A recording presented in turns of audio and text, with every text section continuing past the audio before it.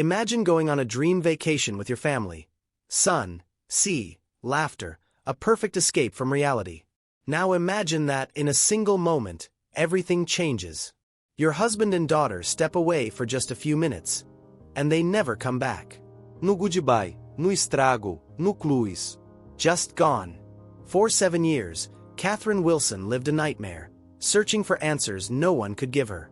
Authorities hit dead ends. Friends told her to move on. But how do you move on when half of your world has vanished into thin air? Some believed they were dead. Some whispered darker theories, that maybe Daniel had taken Claire himself. Others claimed it was human trafficking, an international crime that swallows victims whole, leaving nothing behind. But Katherine refused to believe in ghosts. She clung to a single truth: if she was still alive, Claire would never stop looking for a way back to her. Then, one ordinary afternoon, a phone call shattered the silence. A stranger. A city thousands of miles away. "I think I've seen your daughter." Was it another cruel hoax? Or had Claire finally resurfaced after all these years? This is the story of a mother who never stopped searching, and the truth she never saw coming. Katherine Wilson had always dreamed of a perfect family vacation, a time to escape the daily stresses of life and create lasting memories with her husband, Daniel, and their 18-year-old daughter, Claire. After years of saving and planning, they finally embarked on a luxury cruise through the Caribbean.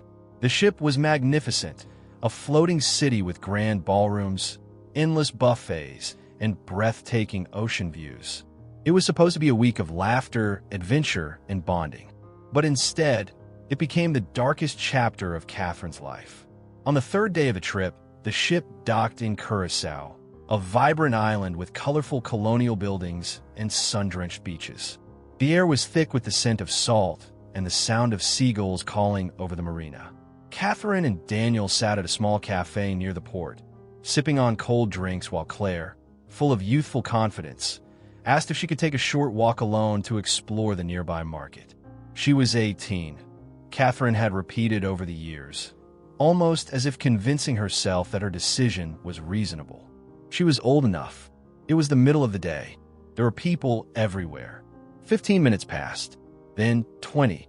Katherine glanced at her watch and felt a slight unease creep in. Daniel, sensing her worry, reassured her. "I'll go get her," he said, rising from his seat. Katherine watched him disappear into the crowd, the top of his familiar dark hair blending into the sea of tourists. She paid the bill and gathered their things, expecting to see him return with Claire at any moment. But he didn't. Minutes turned to an hour. The bustling streets, once full of charm, now seemed like a maze of unknown faces. Katherine's heart pounded as she tried to call their phones. No answer. Panic gripped her chest as she retraced their steps, searching every corner, every shop, asking strangers if they had seen a tall man with salt and pepper hair or a young woman with striking blue eyes. As the afternoon faded into evening, the cruise ship's departure time loomed closer. With trembling hands, Katherine approached the ship's security, her voice barely steady as she explained that her husband and daughter were missing. Crew members searched the ship, questioned passengers, and contacted local authorities, but there was no trace of Daniel or Claire. They had vanished. The next few days were a blur of frantic phone calls, desperate searches, and sleepless nights. Katherine remained in Curacao for as long as she could, clinging to the hope that they would turn up. The local police conducted an investigation, but without witnesses or evidence, the case stalled almost immediately. The island was a paradise for tourists, but a nightmare for a mother searching for her family. Days turned into weeks into months. Back home in Orlando, Katherine refused to accept what everyone else seemed to believe, that her family was gone forever. She contacted private investigators, scoured the internet for any mention of them, and plastered missing person posters across the city and beyond. She spoke to news reporters, pleaded with the authorities, and even learned about human trafficking networks, wondering if that was the fate her daughter had met. For years, she lived in a limbo of hope and despair, clinging to the belief that one day, Claire and Daniel would come back to her. But as time passed and the leads dried up, the world moved on. The police stopped calling. The news stations lost interest. Even her friends and family, though sympathetic, encouraged her to accept the possibility that they might never be found. 7 years later, Katherine still refused to give up. The weight of grief had carved lines into her once youthful face, but the fire in her heart had never gone out. She spent her days searching, waiting, and hoping. Then, one ordinary afternoon, as she prepared to drive to another town to put up more posters, her phone rang. A voice, accented and unfamiliar, spoke on the other end. "Mrs. Wilson, I believe I have seen your daughter." And just like that, everything changed. 7 years had passed, but for Katherine Wilson, time had not moved forward. The world had changed, stores had opened and closed, friends had moved away, seasons had come and gone, but she remained frozen in the moment her family disappeared. Every morning, she woke up with the same thought. Where are they? She had spent years chasing ghosts, following every lead, no matter how small. Whenever someone claimed to have seen a young woman resembling Claire, she packed a bag and traveled, only to face disappointment time and time again. Some calls have been cruel scams, preying on our desperation. Others have been honest mistakes. Women who shared Claire's striking blue eyes, but were strangers nonetheless. Still, Katherine refused to give up. Her days revolved around the search. Every wall in her home was covered with maps, timelines, and photos. Boxes filled with missing person reports, police statements, and newspaper articles stacked in every corner of her small living room. At night, she scoured the internet for any cases similar to Claire's, hoping to find a pattern, a clue, something that everyone else had missed. She printed thousands of missing person posters over the years, her printer constantly running. Whenever she walked through the streets of Orlando, she carried a bag full of them, stopping at grocery stores, gas stations, and coffee shops to put them up. She would stand on sidewalks, handing them to strangers, hoping someone, anyone, would recognize Claire's face. But with each passing year, the world lost interest. People had once rallied behind her, sharing her story on the news and social media, sending words of encouragement, offering tips. But over time, they moved on. Even the authorities had begun to let go. Detective Mark Holloway, the man who had once been her strongest ally, sat across from her in her living room that morning. The way he looked at her, his eyes heavy with sympathy, told her what she already knew before he even spoke. "Katherine," he said, his voice softer than usual. "We need to talk about the future of Claire and Daniel's case." Her stomach twisted, but she held herself together, nodding slowly. "It's been 7 years," Holloway continued.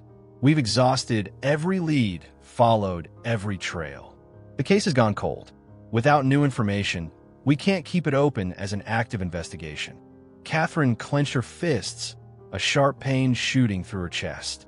She had feared this moment for years, but hearing it out loud still felt like a blow to the gut.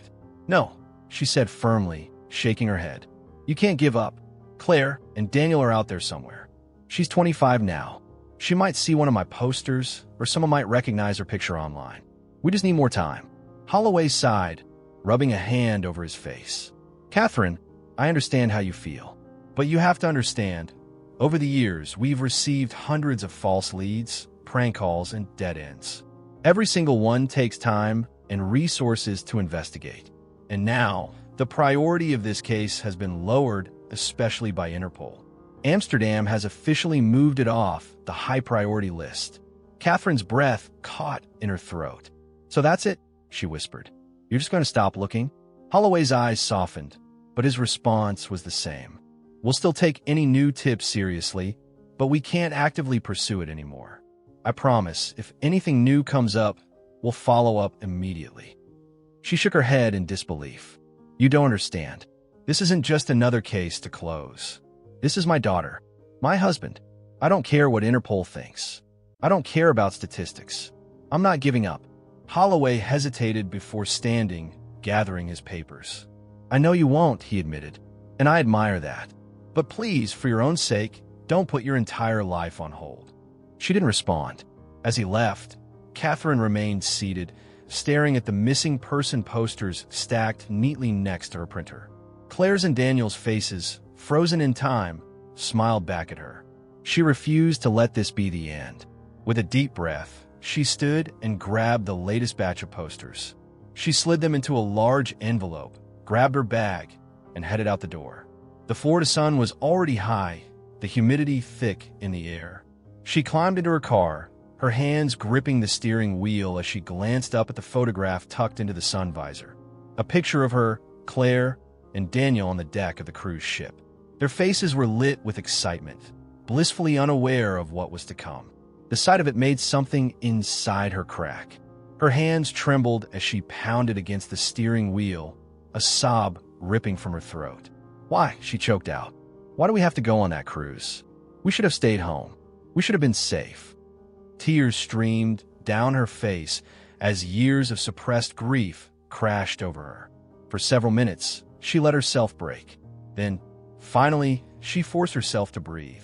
She wiped her eyes, took another deep breath, and muttered under her breath, "Get it together, Katherine. They need you to be strong." She set the GPS for Tampa, knowing there were still posters to be put up there. Maybe someone would recognize Claire's face. Maybe this time, she would get an answer. Just as she was about to pull out of the driveway, her phone rang. She hesitated before answering, her voice still hoarse from crying. "Hello." A woman's voice, accented and unfamiliar, came through the speaker. "Mrs. Wilson?" the woman asked. "I believe I've seen your daughter." "Claire." Katherine's heart stopped. After 7 long years, a spark of hope ignited once more. The years had been unkind to Katherine Wilson, but she had never allowed herself to stop searching. Giving up was not an option. Every morning, she woke up with the same routine: checking online forums, updating missing person listings, calling private investigators who had long since told her there was nothing more they could do. She had mapped out every city within driving distance, each location carefully chosen for its foot traffic. Bus stops, coffee shops, community centers, anywhere someone might take a second glance at a missing person poster. That morning, she planned to head to Tampa, a place she hadn't visited in months. It had been a while since she last refreshed the posters there, and every few months, they were either taken down or worn away by weather. It was a 2-hour drive, but she didn't care. She had made longer trips for far less promising reasons. The Florida sun was already high, burning into the asphalt as she locked her front door and walked toward her car. In the passenger seat, an overstuffed envelope of newly printed posters sat waiting. As she adjusted the GPS, her fingers hovered over the screen for a moment, her mind whispering the question it always did before these trips. What if this is pointless? It wasn't the first time doubt had crept into her thoughts. Every time she put up a new poster, a small part of her wondered how much longer she could keep doing this. 7 years was a long time. Too long. With a deep breath, she pushed the thought aside and reached for the keys. Then, her phone rang. The sharp sound made her jump. It wasn't an unusual time for a call, but something about it sent a jolt through her. She hesitated before answering, glancing at the screen. An unfamiliar number. She almost let it go to voicemail. Almost. Instead, she pressed the button and lifted the phone to her ear. "Hello." A brief pause, then a voice, female, with a slight accent. "Mrs. Wilson?" She felt her breath hitch, her fingers tightening around the phone. Calls like this weren't uncommon. Over the years, she had received countless messages from strangers, most of them well-meaning, some of them cruel. A handful had led her on wild goose chases. Others had been outright scams. She had learned to recognize the difference. "Yes," she answered cautiously. "Who is this?" "My name is Sophia Van Dyke," the woman said. A slight hesitation. "I think I've seen your daughter." Katherine's grip on the phone tightened. She had heard those words before, too many times to count. Her heart wanted to believe, to grasp onto the thread of hope, but her mind reminded her of the disappointments. A deep breath. "Steady. Where?" she asked, keeping her voice neutral. "In Amsterdam," Sophia said. "At a bar." Amsterdam. Katherine blinked, her mind reeling. She had considered many possibilities: Mexico, South America, even Eastern Europe. But Amsterdam had never been on her radar. Her first instinct was suspicion. "Listen," she said, her voice edged with exhaustion. "I don't have time for games. If this is some kind of scam, I'm not asking for money, Sophia interrupted. I'm not asking for anything. I saw the posters while I lived in Orlando. Your daughter's face. I've never forgotten it. And when I saw this woman last night, I knew it had to be her. Something in her tone made Katherine pause. She had heard desperation before. She had heard pity. She had heard manipulation. But this was different. This woman sounded sincere. Katherine swallowed hard, pressing her fingers against her temple. 7 years. 7 years of chasing dead ends. 7 years of hoping and breaking over and over again. Could this really be it? Her voice was quiet when she spoke again, but steadier than before. You're sure? There was a brief silence. 90%, Sophia admitted. I wouldn't be calling you if I wasn't. Katherine exhaled slowly, her pulse racing. A familiar battle waged inside her. Logic told her to be careful, to verify, to let the authorities handle it. But instinct told her to move. Katherine closed her eyes for a moment, then nodded to herself. I need you to do something for me, she said. Of course, Sophia replied. Go to the police, Katherine said. File a report. Tell them everything you just told me. If they believe it's credible, they'll contact the authorities here in Orlando. I can do that, Sophia said without hesitation. Katherine's throat felt tight. She had been disappointed too many times before, but something about this moment felt different. Something about this moment felt real. She glanced down at her GPS, the Tampa route still glowing on the screen. Without thinking, she cleared it. Her fingers moved to open a browser. Flight tickets. Amsterdam, the soonest one available. Her pulse hammered in her ears as she found one. 3 hours from now. Mrs. Wilson? Sophia's voice broke through the silence. Katherine inhaled deeply. I'm coming, she said. I'll be there tonight. The voice on the other end of the line was steady but cautious, as if the woman herself was uncertain about making this call. My name is Sophia Van Dyke, she said. Katherine repeated the name silently, her fingers gripping the edge of her steering wheel. It wasn't familiar. Then again, after all these years, most names weren't. I used to live in Orlando. The woman continued, her tone careful. I worked there for 6 years before I moved back to Amsterdam. Orlando. That explained how she had Katherine's number. Perhaps she had seen the case in the local news years ago.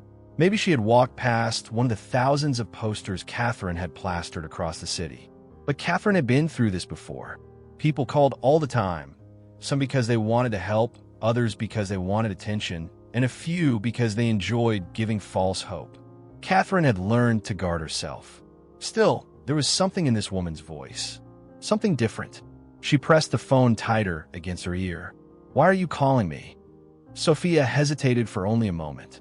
I think I've seen your daughter, she said. Katherine's breath caught in her throat. The words hit like a hammer to her chest. They were words she had longed to hear for 7 years. Words she had heard too many times before, only for them to lead nowhere. She forced herself to stay calm. Where? She asked, careful not to let her voice shake. In Amsterdam. Amsterdam. The word alone sent a shiver down her spine. Katherine had searched in so many places. She had looked into reports from Mexico, Central America, even rumors from Eastern Europe. But never Amsterdam. Never once had that city been on her radar. Her instincts screamed at her to be cautious. She had received so many calls like this. Each one had led to disappointment. Each one had taken a little more out of her. The cruelest ones had demanded money in exchange for false information. Others had simply wasted her time, sending her chasing shadows of women who weren't Claire. She had promised herself, after the last wild goose chase in Hawaii, that she would be more careful, that she wouldn't let herself fall into this trap again. But something about Sophia's voice gave her pause. She didn't sound like the others. She wasn't pushing, wasn't making promises she couldn't keep. She wasn't demanding anything.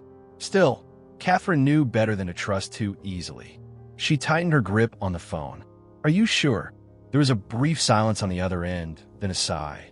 90%, Sophia admitted. I wouldn't have called if I wasn't. Katherine closed her eyes, pressing her fingers to her temple. 90%. It wasn't certainty, but it wasn't nothing either. 7 years had passed. 7 years of unanswered questions, of endless searching. of hope that burned and flickered but never died out. And now, out of nowhere, a stranger from across the ocean was telling her she might have found Claire. The logical part of her mind warned her to be skeptical, but her heart, her mother's heart, was already moving. She exhaled slowly, pushing down the wave of emotions threatening to crash over her. "If you're serious," she said finally, "then I need you to do something for me." "Anything," Sophia replied without hesitation. "Go to the police. File a report. Give them every detail you have. If they think it's credible, they'll notify Interpol and it will get back to the authorities here." "I can do that," Sophia said. "I will do that." Katherine nodded to herself, barely aware of what she was doing as she reached for her laptop with her free hand. She needed to check flights. She hesitated before speaking again. "What exactly did you see?" she asked, her voice quieter now. Sophia took a breath, as if choosing her words carefully. "It was late," she said. "I was out with some friends. We were in a bar, not far from the red light district. And then I saw her." Katherine's chest tightened. "She was sitting with a man," Sophia continued. "He was muscular, younger. He looked," she hesitated, then added, "like someone who didn't belong with her." Katherine swallowed hard. "Did she seem okay?" There was a pause.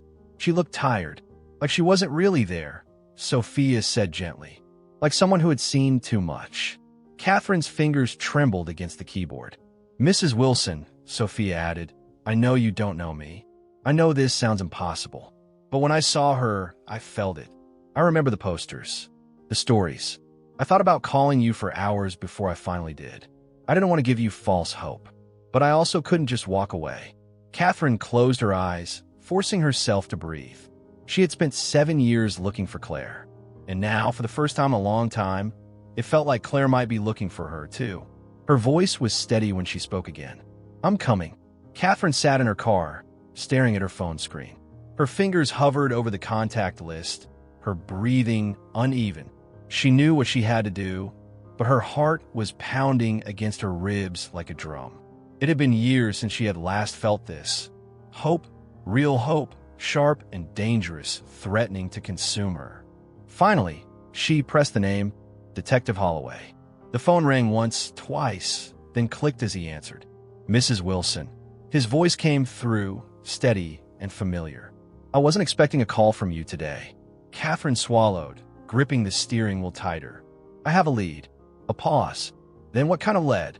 She exhaled sharply, forcing herself to sound calm. "I just got a call from a woman in Amsterdam. She says she saw Claire. Last night, in a bar." The line went silent for a moment. When Holloway finally spoke, his voice was measured, careful. "Who is this woman?" "Her name is Sophia Van Dyke," Katherine said quickly. "She used to live in Orlando. She recognized Claire from the posters and called me." Holloway sighed. "Katherine, I know what you're going to say." She cut him off. "And yes, I've gotten calls like this before. I know the risks." But she stopped, struggling for the right words. She didn't sound like the others. She wasn't asking for money. She wasn't trying to convince me. She wanted to do the right thing. Holloway was silent again, and she could picture him sitting at his desk, rubbing his forehead the way he always did when he was about to tell her something she didn't want to hear. "Katherine," he finally said, "I understand how much you want this to be real. I do, but you need to be careful. You've been down this road before, and I don't want to see you hurt again." "I don't care if I get hurt," she snapped. "I care if my daughter is out there." A long breath from the other end of the line. Then, in a softer tone, "What exactly did this woman say?" Katherine clenched her jaw, willing herself to stay calm. She saw Claire sitting with a man in a bar. She looked tired, distant, like she wasn't really present. Holloway was quiet for another beat. Then, "I'll put in a request with Interpol, see if there's any local activity matching the description. But I need you to be patient." Katherine closed her eyes. "How long will that take?" "Days. Maybe weeks." Weeks. She didn't have weeks. Her mind was already made up. "I can't wait," she said. "I'm going." Katherine don't. But she was already pulling up flight listings. "There's a flight in 3 hours. I could be in Amsterdam by tomorrow morning." Holloway sighed again, more frustrated this time. "And what exactly do you plan to do when you get there?" Walk into a bar and ask if anyone's seen your daughter? If that's what it takes. This is reckless. This is my daughter. Her voice cracked on the last word, but she didn't care. Holloway hesitated. You don't know what you're walking into. I know exactly what I'm walking into, she shot back. 7 years of silence. 7 years of nothing. I can't afford to let this slip through my fingers. I won't. Another sigh, lower this time. You're not going to change your mind, are you? No. A pause. Then, reluctantly, fine. At least let me inform the authorities there. If this is real, I want you to have some kind of backup. She nodded, relief washing over her. Thank you. You're not thanking me yet, Holloway muttered. Just don't do anything reckless before we know more. Katherine didn't answer. She hung up, her hands already moving, booking the flight before doubt had a chance to set in. 3 hours. That's all she had. She threw open the car door and ran inside, pulling out a suitcase. Clothes, passport, a stack of missing person posters. The same photo she had carried for years. Claire on the deck of the cruise ship, smiling into the sun. As she zipped the bag shut, she allowed herself a single thought. This could be it. She had no guarantees, no promises, but for the first time in years, she had a direction, and she was willing to risk everything to follow it. The plane touched down in Amsterdam with a dull thud, jolting Katherine from the restless sleep she had drifted in and out of during the 9-hour flight.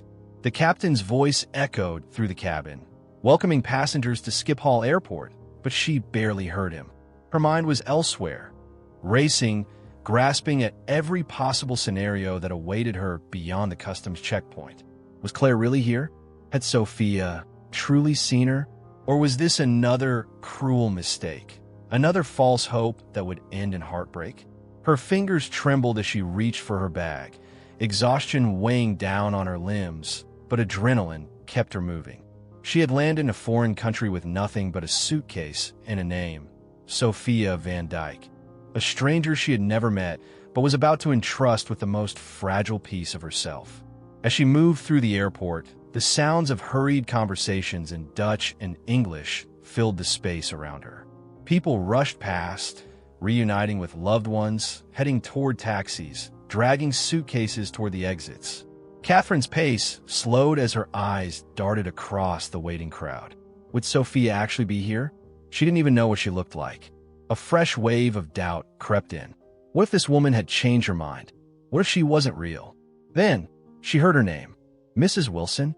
The voice was gentle, accented, coming from just a few feet away. Katherine turned sharply.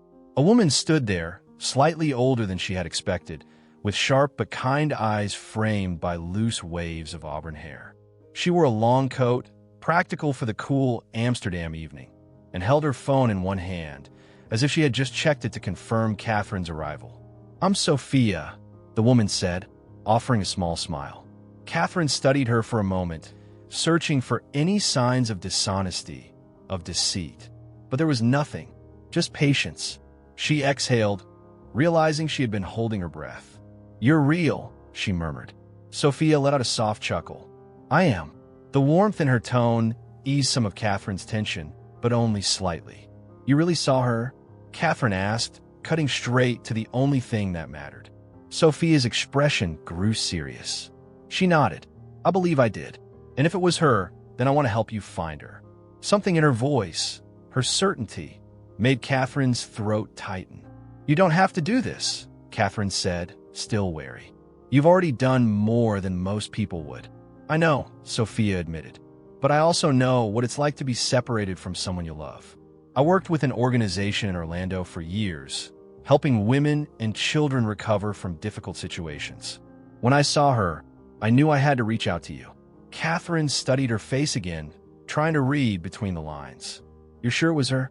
Sophia hesitated, not because she was unsure, but because she wanted to be careful with her words. "I'm as sure as I can be without speaking to her," she said honestly. "She looks like the photos I remember. The same eyes, the same shape of her face. But I won't lie to you. She didn't seem to recognize me staring. She seemed distant, almost detached." Katherine's stomach twisted. "What do you mean?" Sophia sighed. "Like she was there, but not really there. She wasn't alone. There was a man with her." And she didn't look free, if that makes sense. A chill crawled up Catherine's spine. What kind of man, she asked. Young, muscular, like someone who watches more than he speaks. Katherine swallowed hard, forcing down the fear creeping in. Sophia must have noticed her expression because she quickly added, I don't want to jump to conclusions, but something about it felt off. Katherine nodded, her hands tightening around the handle of her suitcase.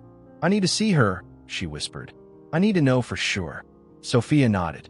That's why I'm here. I've already planned how we can start looking. I've booked a small hotel for you, close to where I saw her. We'll check the bar first, see if anyone recognizes her. And if that doesn't work, we'll go to the police together. Katherine let out a slow breath. She hadn't expected this. Someone who had already thought ahead, who had made a plan. It was more than she had hoped for. Thank you, she said, and for the first time in a long while, she meant it. Sophia nodded. Come on, let's get you settled. We've got a long night ahead of us. Katherine followed her toward the exit, stepping into the cool night air of Amsterdam, a city she had never thought she would visit. A city where, just maybe, her daughter was waiting. The streets of Amsterdam buzzed with life even as the night deepened. Neon lights flickered across cobblestone roads, reflecting in puddles left behind by a recent drizzle. Bicycles whizzed past, their bells ringing in the distance, while voices, some laughing, others hushed, floated through the air. Katherine kept close to Sophia as they walked, her heart pounding harder with every step. The weight of exhaustion from the flight clung to her, but the adrenaline kept her upright. Her fingers curled tightly around the folded photograph in her pocket. A picture of Claire, frozen in time, smiling brightly under the warm Caribbean sun. Here, Sophia said, coming to a stop. Katherine lifted her gaze. The bar in front of them was smaller than she had expected, tucked between two larger buildings. Its wooden door was weathered, its sign barely illuminated by a flickering light above. A steady hum of conversation leaked from inside, mingling with the faint bass of music playing within. This is where I saw her, Sophia confirmed, lowering her voice. She was sitting at the far end, near the back, with the man. Katherine swallowed hard. Do you think she comes here often? I don't know, Sophia admitted. But if she does, we need to find out quickly. Katherine nodded, steeling herself. Then, without another word, she stepped inside. The warmth of the bar contrasted with the crisp night air. The scent of aged wood, spilled beer, and faint traces of cigarette smoke lingered. A handful of patrons were scattered across dimly lit booths, some engaged in quiet conversation, others lost in their drinks. Katherine's eyes immediately scanned the room, searching for her. She wasn't there. She exhaled slowly, trying to calm the racing of her heart. Sophia nudged her gently. Let's ask. The bartender was an older man, his salt and pepper hair tied back in a loose ponytail. He wiped down a glass methodically, barely glancing up as they approached. Excuse me, Katherine started, her voice steady despite the lump forming in her throat. I'm looking for someone. The bartender sighed, clearly used to conversations that started this way. He finally met her gaze, his tired eyes assessing her for a moment before he spoke. What kind of someone? Katherine pulled the photo from her pocket and placed it on the counter. The bartender's gaze flickered downward, then back up to her face. Have you seen her? She asked, her fingers pressing slightly against the worn edges of the picture. She would be older now, but I was told she was here. The bartender's face remained unreadable. For a long moment, he didn't speak, simply continuing his slow, practiced movement of polishing the glass in his hands. Then he let out a breath. The police were here earlier, he said, setting the glass down. They asked about her too. Katherine's breath caught, and the bartender shrugged. I told them the same thing I'm about to tell you. I don't know her. Katherine's grip on the photo tightened. Are you sure? Please take another look. His expression didn't change. I see a lot of people in here.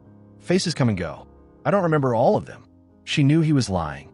There was something in the way his eyes lingered on the picture, something in the way his jaw tensed ever so slightly. Please, she tried again, her voice softer now. I've been looking for my daughter for 7 years. If there's anything you remember, I need to know. The bartender's gaze flickered, a crack in his otherwise indifferent expression. For a split second, it looked as if he might say something. But then he shook his head. "I'm sorry," he said, his voice gruff. "I can't help you." Sophia stepped forward then, placing a gentle hand on Catherine's arm. "Let's go," she murmured. Catherine hesitated. She wasn't ready to give up, not when she was this close. But pressing the bartender further wouldn't get her anywhere. Slowly, she nodded. She took the photograph back, sliding it carefully into her pocket, and turned toward the door. As they stepped outside, the cool air hit her like a slap. "He knows something," Catherine muttered, running a hand through her hair. "I could see it." Sophia nodded. "I saw it too." Catherine let out a shaky breath. "So what do we do now?" Sophia glanced toward the end of the street, where the distant neon glow of the red light district flickered against the damp pavement. "If she was here," she said carefully, "then there's a chance she might still be nearby." Catherine followed her gaze. For the first time since she had arrived in Amsterdam, she felt it, something electric, something terrifying, a feeling that she was standing on the edge of something bigger than she could imagine, and that Claire was somewhere just beyond it, waiting to be found. The streets of Amsterdam pulsed with energy, a mix of neon lights, the rhythmic hum of distant music, and the occasional echo of laughter carried by the wind. The air was thick with the scent of rain-soaked cobblestones and cigarette smoke, blending with the faint aroma of something sweet drifting from nearby cafes. Catherine walked beside Sophia, her hands shoved deep into the pockets of her coat. Her heart was still racing from the bartender's denial, the nagging feeling in her gut refusing to settle. He had known something, she was sure of it. Sophia must have sensed her frustration because she spoke, her voice low and calm. "The police station isn't far, but if we take a shortcut through the red light district, we can get there faster." Catherine hesitated, glancing down the narrow streets lined with glowing red windows, their eerie glow casting long shadows on the pavement. She had read about this place, heard stories of what went on behind those glass walls. But did it matter? If there was even the slightest chance Claire had been here, she would walk through fire to find her. She nodded. "Lead the way." They moved quickly, weaving through the maze of alleyways. Catherine tried to ignore the way the lights flickered off the rain-slicked roads, the way the muffled conversations from behind closed doors carried an air of something unsaid. Then, just as they were about to turn a corner, Sophia stopped. Catherine nearly ran into her. "What?" Sophia wasn't listening. She stood frozen, her entire body rigid as she stared down a narrow alley. Catherine followed her gaze. A dimly lit window stood at the end of the passage, its red glow softer than the others. Behind the glass, a woman sat on a bed, her legs crossed, her arms wrapped loosely around herself. Catherine's breath hitched. The woman was blonde. She had delicate features, high cheekbones, and striking eyes that were cast downward, distant. A face Catherine had memorized. Her heart slammed against her ribs, her pulse deafening in her ears. Claire! It had to be her. A sharp gasp escaped her lips before she even realized she had made a sound. She took a step forward, then another, moving as if in a trance, her vision narrowing until all she could see was the woman behind the glass. She raised a trembling hand and knocked. Nothing. The woman didn't react. Catherine knocked again, harder this time, her palm pressing desperately against the cool surface. "Claire!" Her voice was barely more than a whisper, thick with disbelief, with hope and fear tangled together. The woman lifted her head then, her gaze meeting Catherine's. Catherine's entire world tilted. It was her. It was Claire. "Claire!" She choked, her hands now pounding against the glass. "It's me. It's Mom. Claire, sweetheart, look at me." The woman inside stiffened, her body language shifting from indifference to something closer to fear. Her brow furrowed, confusion flashing in her expression. But she didn't move toward the window. She didn't run to her. She didn't recognize her. Catherine's stomach twisted. No, it's me," she pleaded, knocking harder. "Claire, it's Mom. Baby, look at me." The woman's lips parted slightly, but no words came out. Her hands clenched into fists on her lap. Then movement, not from Claire, but from behind her. A shadow loomed in the dim light of the room. Katherine barely had time to process what was happening before a large man emerged from the back, stepping into view. He was broad, muscular, his expression impassive as he reached for Claire's arm. She flinched under his grip. A surge of panic shot through Katherine's body like electricity. "No!" she screamed, slamming her palm against the glass so hard it rattled in its frame. "Get your hands off her!" The man's gaze flickered toward the window. His face was unreadable, cold, but he didn't speak. Instead, he turned and disappeared into the back of the room, pulling Claire with him. "No!" Katherine yelled, pounding against the glass. "No, don't take her! Claire! Claire, fight him!" But Claire didn't struggle. She let herself be led away, her movements stiff, her eyes blank. Like a ghost. Before Katherine could react, a door to the side of the alley burst open, and a security guard stepped out. He was just as large as the man inside, his dark eyes flashing with irritation as he stalked toward them. "You need to leave," he said in a thick accent, his tone firm, threatening. Katherine barely heard him. She turned to Sophia, panic making her words tumble out in gasps. "Call the police. Now." Sophia didn't hesitate. She was already pulling out her phone, dialing with steady hands. The security guard took another step forward. "Now," I said, "leave." Katherine's breath came in shallow bursts. "That's my daughter in there," she said, her voice shaking. "I'm not leaving without her." The guard's expression didn't change. If anything, it hardened. "You have the wrong girl." "No, I don't," Katherine hissed. "I know my own daughter." A click, not from the door, but from Sophia's phone. She was speaking rapidly into the receiver, in Dutch, her words too fast for Katherine to understand. The guard must have caught on because his stance shifted slightly. Then, just as suddenly as he had appeared, he stepped back. "You need to go," he said again, this time softer. "Before it gets worse." Katherine felt her pulse in her throat. She didn't move. She couldn't. Not when Claire was just beyond that door. Sophia grabbed her arm. "The police are coming." Katherine barely heard her. She was still staring at the window, at the empty space where her daughter had just been. The woman she had spent 7 years searching for. She wasn't going to lose her again. She wouldn't. Not this time. The sound of sirens sliced through the night air, their sharp wails bouncing off the narrow alley walls. Red and blue lights flooded the dimly lit streets, casting eerie flashes against the rain-slicked cobblestones. Katherine barely had time to register what was happening before the alleyway was swarmed with uniformed officers. Their voices barked orders in Dutch, firm and unwavering, as they moved toward the entrance of the building where Claire had just disappeared. Sophia stood beside her, still gripping the phone, confirming details with the dispatcher. "They're going in," she murmured. "Stay back." But Katherine couldn't stay back. Her entire body trembled as she watched officers push through the door, their weapons drawn. Shadows moved inside, men shouting, a scuffle breaking out. Then a cry that sent ice through her veins. "Claire!" Without thinking, Katherine surged forward, only to be caught by an officer blocking the entrance. "You can't go in," he said in accented English. "That's my daughter in there," she cried, struggling against his grip. "Please, you have to help her." A crash echoed from inside, followed by heavy footsteps pounding against the wooden floor. Then, suddenly, he emerged. A man, tall, broad-shouldered, with sharp, calculating eyes, barreled through the doorway, dragging Claire with him. Katherine's breath caught. Claire stumbled behind him, barely able to keep up, her body limp, her head lolling slightly. She wasn't fighting back. She wasn't screaming. She looked drugged. "Stop!" one of the officers shouted, leveling his weapon. The man, Victor Soff, pulled Claire tighter against him, using her as a human shield. His grip was unyielding, his face unreadable, but his eyes darted wildly, searching for a way out.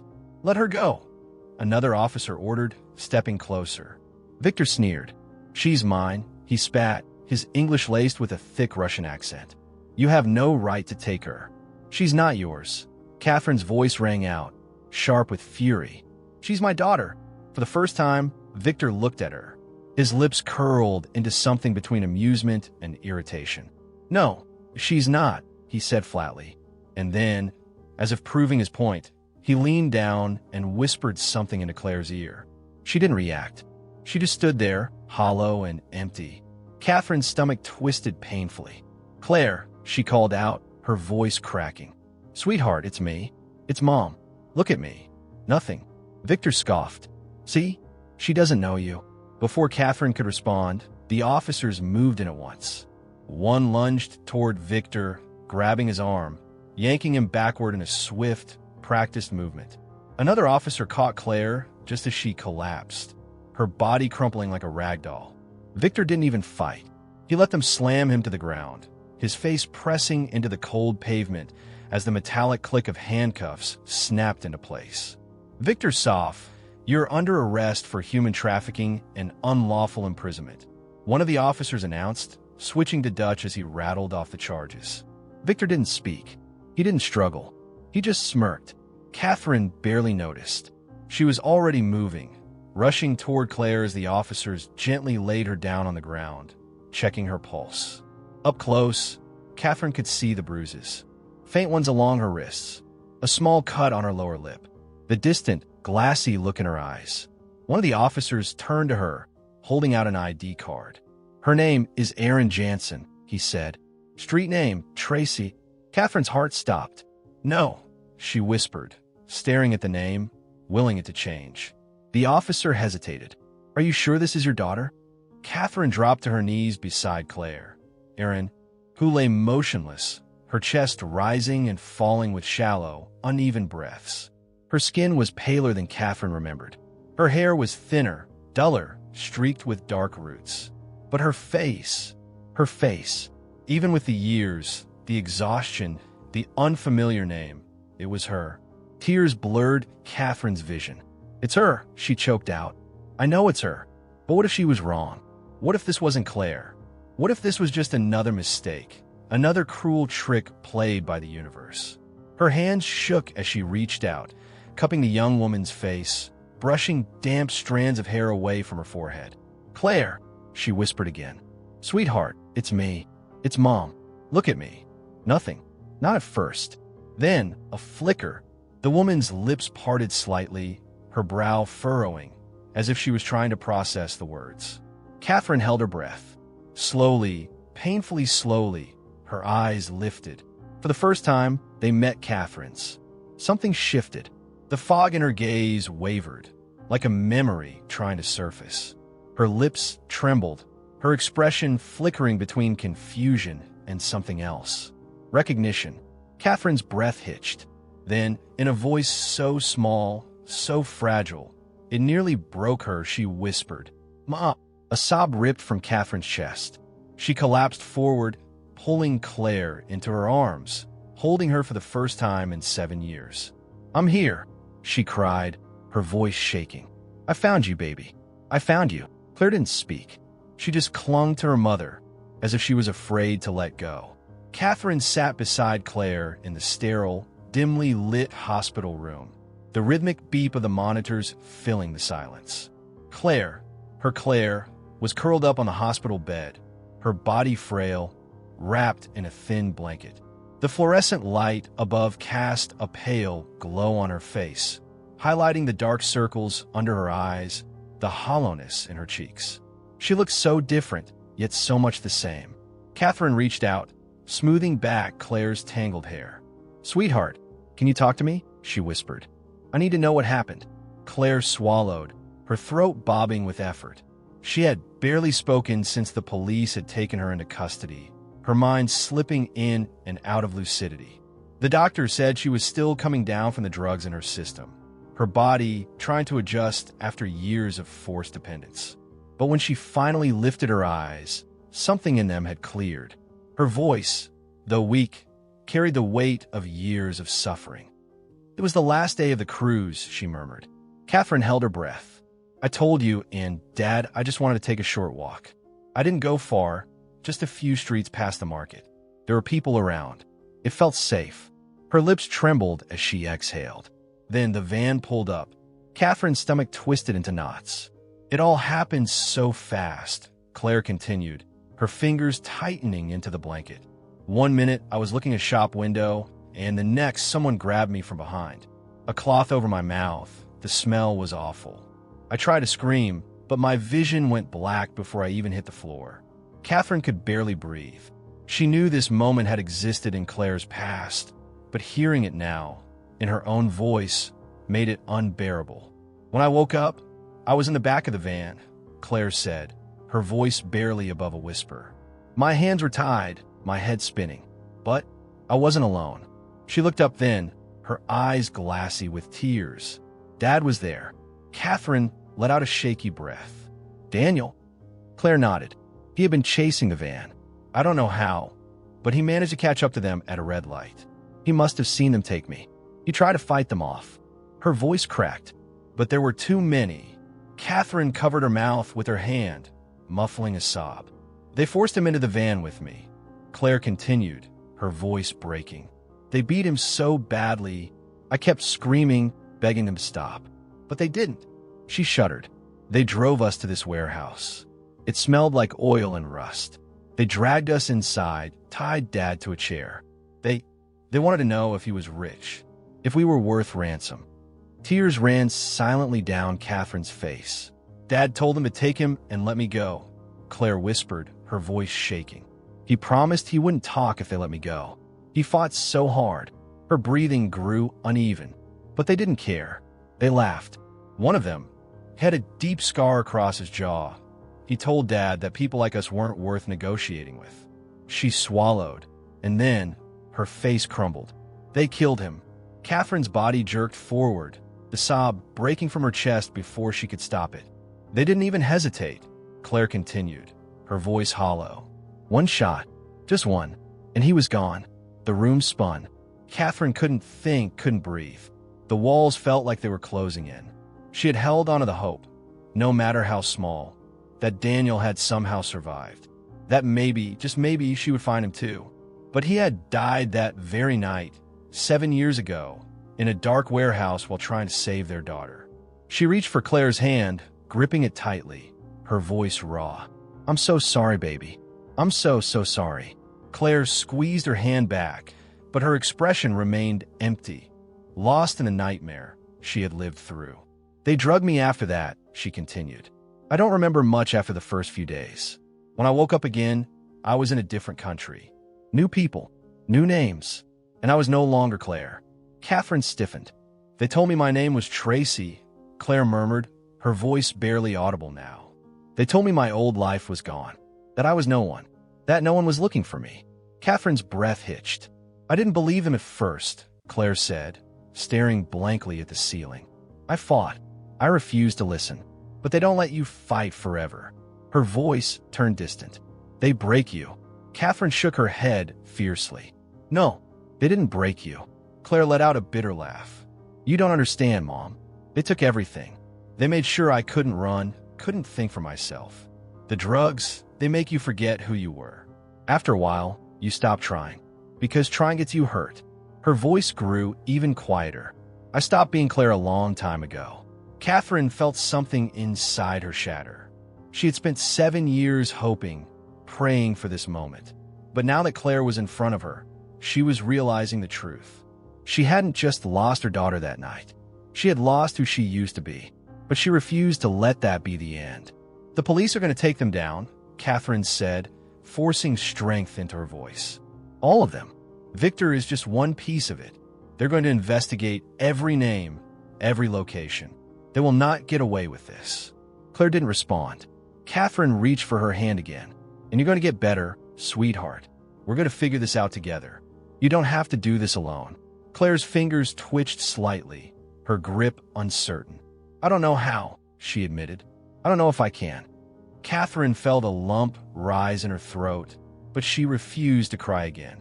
You don't have to know how, she whispered. You just have to take one step at a time.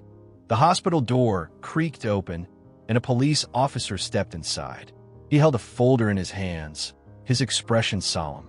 We ran the DNA tests, he said. Katherine held her breath. The officer nodded. She's Claire Wilson. A single tear slipped down Katherine's cheek. Her baby girl had been found, and no matter how broken she was, no matter how much had been taken from her. She was coming home. Katherine sat in the hospital chair, watching Claire as she slept. The soft rise and fall of her daughter's chest was both comforting and painful, a reminder that she was here, alive, but not untouched by the horrors of the past 7 years. She had spent so long imagining this moment, dreaming of the day she would find Claire and bring her home. But now, faced with reality, she knew something she had refused to admit before. Claire was not the same girl who had vanished 7 years ago. The Claire she had lost had been full of life, eager for adventure, with a laugh that filled the room. The young woman in front of her was quiet, withdrawn. Her eyes, those same blue eyes, were darker now, shadowed by things Katherine could never truly understand. And yet, she was still her daughter. Katherine reached forward, brushing a strand of hair from Claire's face. She barely stirred. The doctors had warned her that the withdrawal process would be brutal, that the drugs they had kept her on for years wouldn't leave her system overnight. But the physical recovery was only the beginning. The mental wounds, the emotional scars, those would take far longer to heal. She thought about what Claire had said, about how they had made her forget who she was. Katherine wouldn't accept that. Claire had been lost for 7 years, but she was still Claire. Somewhere inside, the girl she had raised was still fighting to come back. And Katherine would not let her fight alone. The door opened softly behind her, and Sophia stepped inside. She moved carefully, as if afraid to disturb the fragile quiet of the room. Katherine turned to her, exhaustion written in every line of her face. "You should get some rest," Sophia said gently. Katherine shook her head. "I can't leave her." Sophia walked over and placed a hand on her shoulder, a quiet reassurance. "She's safe now. That's what matters." Katherine swallowed, the weight of the last few days pressing down on her. She turned her gaze back to Claire, her fingers lightly tracing patterns on the blanket draped over her. "If you hadn't called me," she murmured, her voice thick with emotion, "I don't know if I ever would have found her." Sophia gave a small smile. "You would have." Katherine let out a tired breath, shaking her head. "No, I was running out of hope. I was starting to believe that maybe—" She trailed off, unable to finish the thought. Sophia crouched beside her, waiting until Katherine met her eyes. "You never gave up," she said simply. "That's what matters." Katherine felt something break inside her. Something heavy, something that had been holding her together for years, but had also been weighing her down. She had spent so long being strong, forcing herself to keep going, refusing to let grief consume her. But now, she was here. Claire was here. And for the first time, she allowed herself to breathe. Sophia gave her hand a reassuring squeeze before standing. "I'll be outside if you need anything." Katherine nodded, whispering, "Thank you." As Sophia left, Katherine turned back to Claire, studying the soft curve of her face, the slight flutter of her eyelashes as she slept. It wasn't over. Claire had been found, but she had also been broken. The road ahead would be long, painful, uncertain.